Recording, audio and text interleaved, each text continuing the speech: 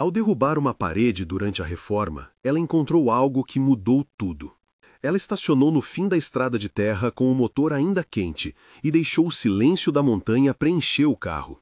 Cota, o cão, esticou o pescoço e farejou o ar fresco, como se a própria serra soprasse uma saudação. A cabana ficava mais adiante, aninhada numa clareira onde a neve não chegava a se acumular por muito tempo, apenas o suficiente para lembrar que aquele lugar tinha estações e memórias. Pelo vidro embaçado, a madeira velha parecia dormir sob a luz quebrada do entardecer. Era menor do que imaginara, e por algum motivo isso a deixou menos apreensiva e mais decidida. Ela trouxe as chaves do advogado enroladas num pano, como se carregasse o peso de papelada e de promessas. Elias, o avô, tinha deixado tudo em ordem: instruções, um canivete com cabo de chifre e uma chave enferrujada que abriu a porta do que poderia ser a primeira manhã de um lar de verdade. Dentro, o ar cheirava a poeira, lenha guardada e algo mais, o tipo de odor que só casas muito vivas ou muito antigas guardam, um perfume de histórias entre as tábuas.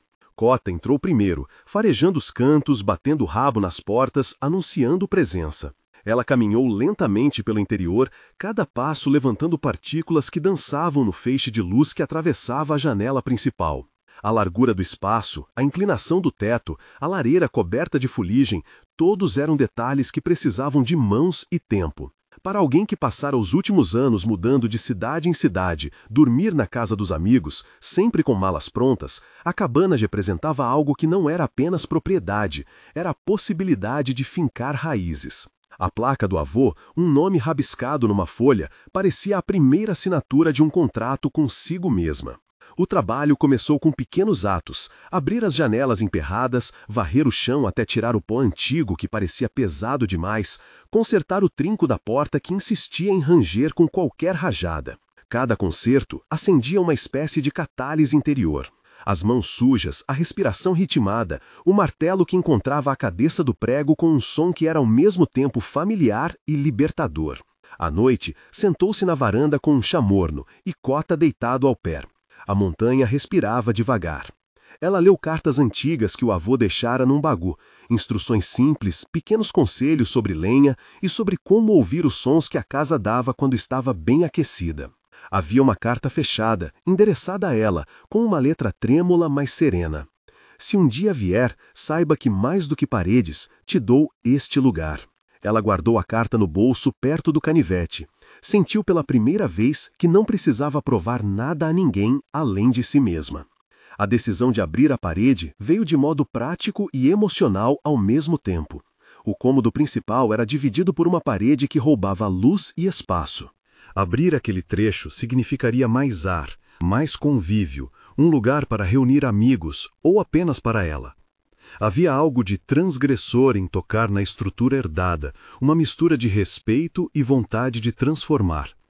Na manhã em que escolheu fazê-lo, o céu estava limpo e o sol batia obliquamente sobre as ripas do telhado. Ela colocou luvas, calçou botas, pegou o martelo e viu no rosto de Cota uma curiosidade que era quase incentivo. Se essa história está começando a ecoar em você, se quer ver como termina, curta e inscreva-se. Fica comigo até o fim. O martelo encontrou a primeira tábua. O som foi seco, depois um estalo, e pó subiu em nuvem pálida. Cota recuou por um passo e depois ficou, atento, como quem soubesse que certas portas levam a verdades que não esperam. Ela puxou as ripas uma a uma, as unhas das tábuas cederam com resistências diferentes e o sol cortou um caminho de pó no ar. Quando retirou a última prancha daquela seção do lado oposto, a madeira cedeu a um contato que não era madeira. A mão sentiu um frio metálico sob as farpas. Havia ali uma chapa diferente, mais lisa, com parafusos rígidos que sugeriam serviço profissional. Primeiro, ela pensou que alguém poderia ter apenas reforçado a parede em pontos, uma solução para o frio talvez. Mas havia algo meio intencional naquela placa. Não era apenas metal, era uma porta. Quando passou a ponta da luva, sentiu uma junção, um rebaixo escuro entre a madeira e a ponta de ferro. Cota rosnou suavemente e encostou o focinho, como se pudesse pressentir o que mãos de gente não alcançavam. Ela perguntou em voz baixa, mais para si mesma do que para o cão: O que você está guardando aqui, avô? A abertura exigiu esforço. Os parafusos resistiam, mas o martelo e uma barra velha cederam aos pontos de oxidação. Um cheiro frio e cortante subiu no instante em que a junta cedeu. Um cheiro metálico misturado com ar que vinha de baixo, mais denso e um pouco úmido. A porta, quando finalmente girou num eixo que rangeu como uma garganta, mostrou um corredor estreito de concreto. O ar que veio de lá parecia ter sua própria história. Era mais frio, continha um sopro de umidade e o eco de gotas. Ela acendeu a lanterna do celular. O feixe cortou o corredor e revelou paredes de concreto cru, marcas de ferramentas, uma placa onde se lia algo como Project Hollow, letras simples, adesivas, já descascadas pelo tempo.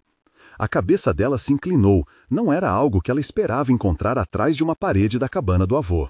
Seguiu por alguns passos. O corrimão de ferro sob a palma era frio como se guardasse a noite inteira. Cota, hesitante no começo, desceu com ela, o faro incansável avaliando cada centímetro. O corredor levou a uma porta mais robusta, desta vez de aço pesado. Quando a abriu, o espaço que se revelou era grande o bastante para caber 2 pessoas de pé com distância. No centro, um cilindro metálico ocupava a maior parte do chão, erguendo-se como um tronco de aço feito de aço. Havia tubos, medidores antigos de pressão e uma etiqueta desbotada com o mesmo nome. Um fio de vapor, quase imperceptível, escapava num ponto baixo, pingando lentamente numa bandeja metálica e fazendo um som ritmado, como uma pequena chuva localizada. O metal tinha a cor de quem foi polido por mãos que, depois, o deixaram, manchas, zinabre. Luzes antigas, desligadas, pareciam olhos adormecidos. O corpo reagiu antes do pensamento, as mãos tremiam um pouco, a respiração acelerou. A razão trouxe versões imediatas para o risco, vazamento de algo pressurizado, acúmulo de gases, instabilidade. Mas havia também curiosidade. Por que Elias teria isso? Era um equipamento raro para uma cabana isolada. Lembrou-se de um recorte antigo, uma menção a trabalhos de medições de solo que o avô fizera para uma mineradora local. Nada de espetacular, apenas coisas de homens que tinham mãos no campo. Talvez essa câmara estivesse ali por precaução, um depósito de experimentos interrompidos, uma relíquia de uma época em que o avô gostava de construir coisas no porão. Era tentador inventar mitos, mas ela queria fatos. Tirou fotos registrando o pingar, a placa, as juntas corroídas. A câmera do celular tremia levemente. O feixe da lanterna criava sombras que pareciam respirar. Ela sentia o véu do medo puxando-a para trás, para fora do subsolo.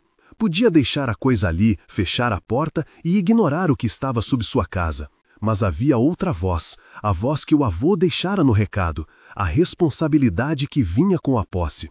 O medo a deixou tão real que ela soube, algumas descobertas pedem ajuda. E foi o que fez. Subiu as escadas com passos medidos, trancou a porta principal da cabana e fez o que qualquer pessoa prudente faria. Ligou para o número de emergência indicado no papel de instruções do advogado e explicou de forma contida o que encontrara. Enquanto aguardava a resposta, o silêncio lá fora parecia mais denso e curioso. Cota se acomodou no tapete surrado, olhando para a moça de olhos que perguntavam se tudo ficaria bem. O telefone tocou com a voz calma de alguém do serviço regional, que pediu que ela mantivesse distância, que não tentasse mexer em nada e que descesse até a estrada para receber a equipe quando eles chegassem. Ela repetiu o que vira, tentou articular a placa, a câmera, o pingar. A orientação foi direta: isolamento, fotos e aguardar. A mulher do outro lado voltou a dizer: "Obrigada por nos avisar, vocês fizeram a coisa certa."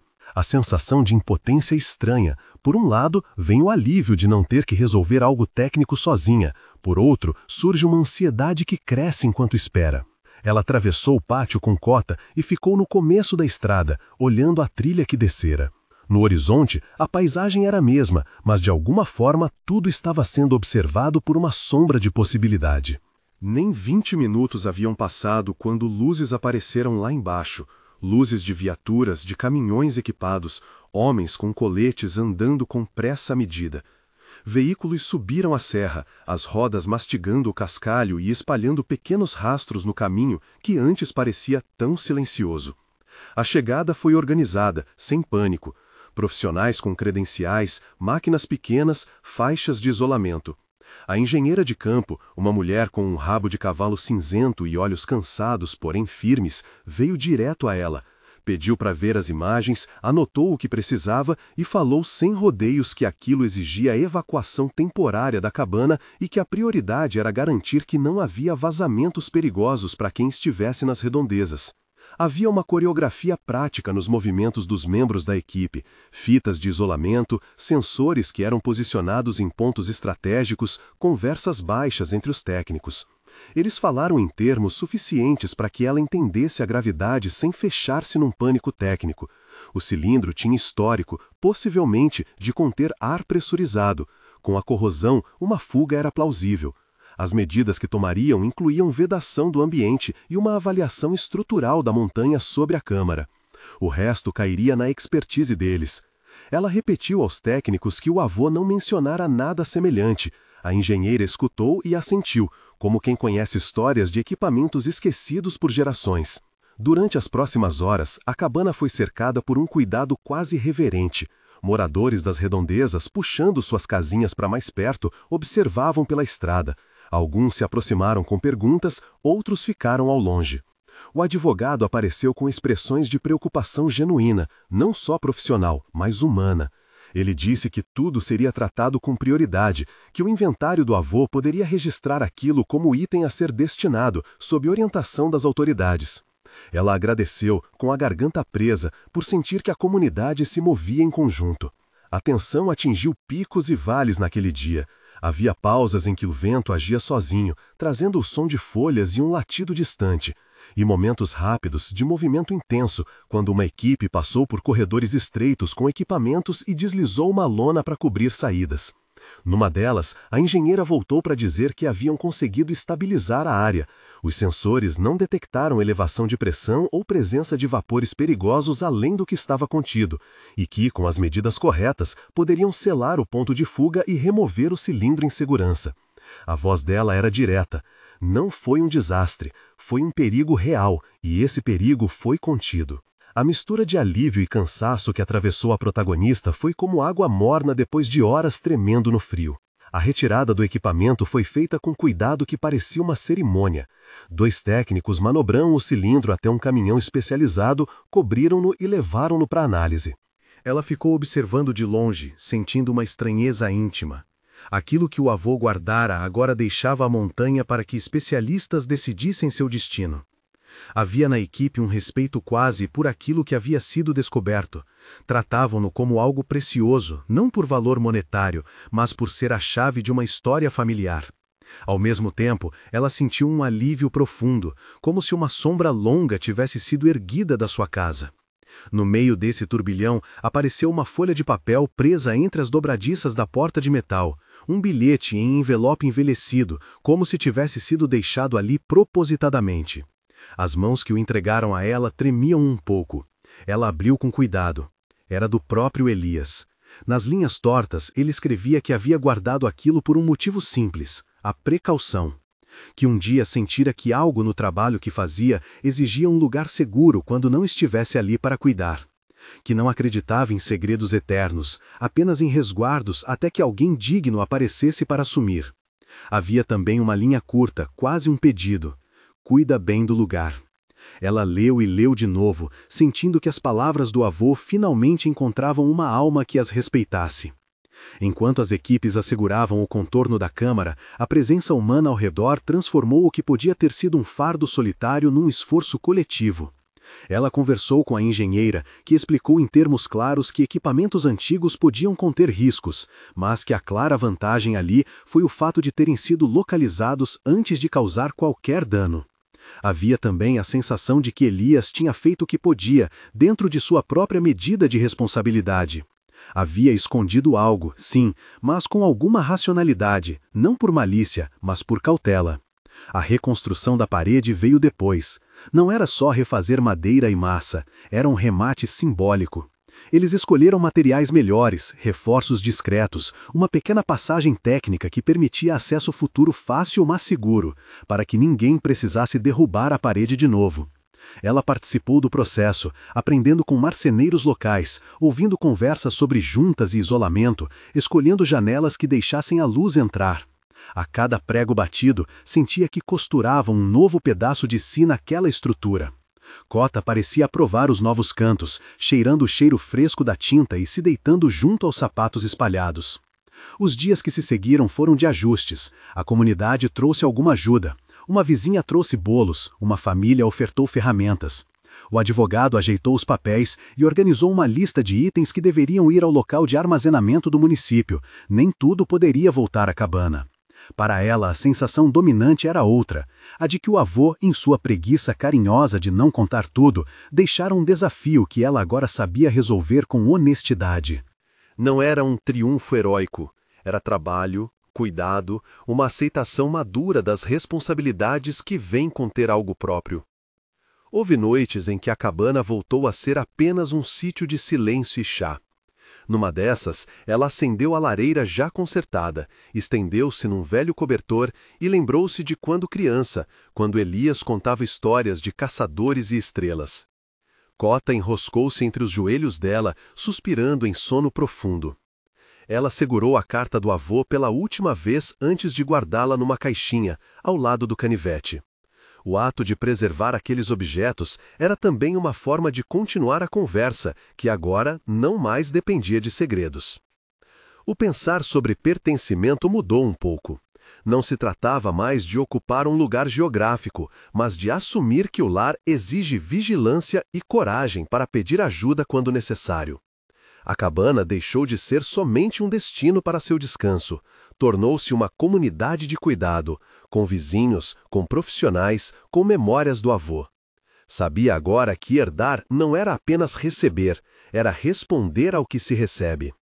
E ali, naquela pequena clareira, ela decidiu ficar.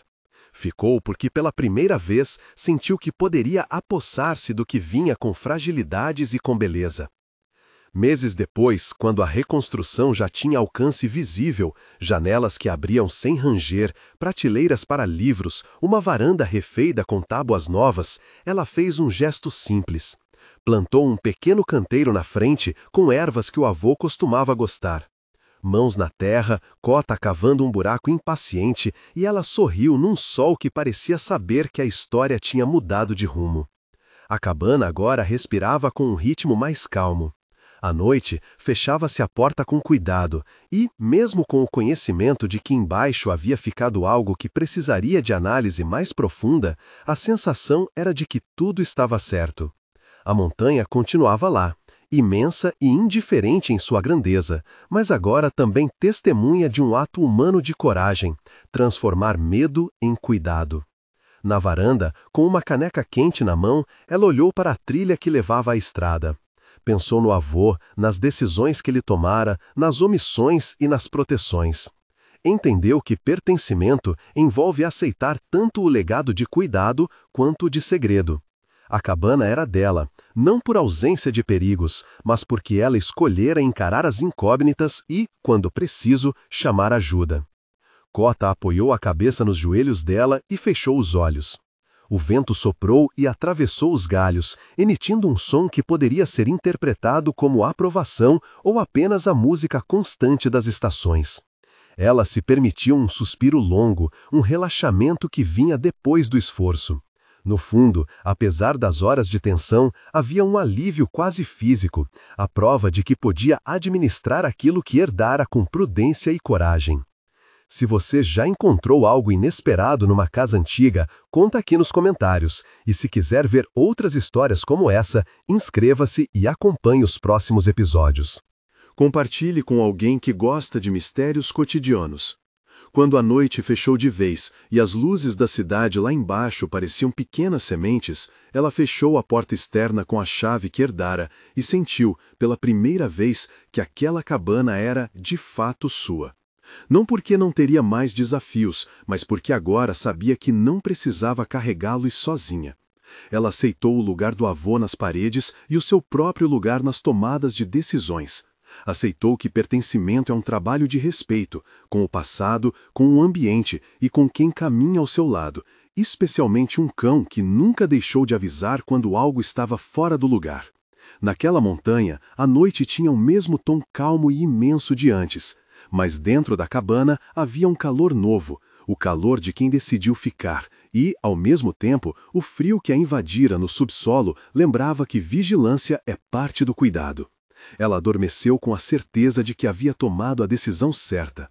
Para amanhã, teria listas de tarefas e pequenas reformas, visitas ao engenheiro para acompanhar laudos e um canteiro a regar. Era uma existência de rotinas, de pequenos atos que, somados, formam um lar. A porta externa fechada, a varanda iluminada por uma lamparina, Cota respirando fundo aos pés dela, tudo aquilo era prova de que se pode sim transformar herança em pertencimento.